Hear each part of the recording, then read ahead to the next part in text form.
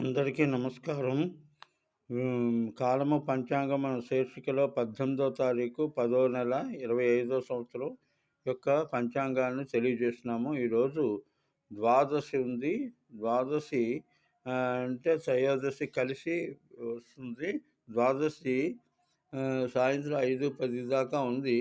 త్రయోదశి అంటే ధన్వంతరి వ్రతం చేసేవాడు ఈరోజు రాత్రి చేయొచ్చు, సాయంత్రం సూర్యాస్తమయం తర్వాత లేదా 6 గంటల ప్రాంతంలో.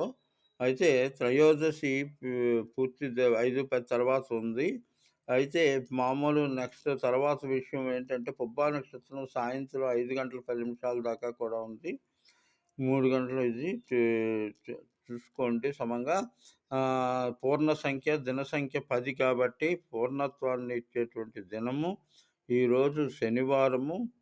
శ్రద్ధ భక్తులు ఎక్కువగా ఉంటాయి, వినియోగించుకోండి.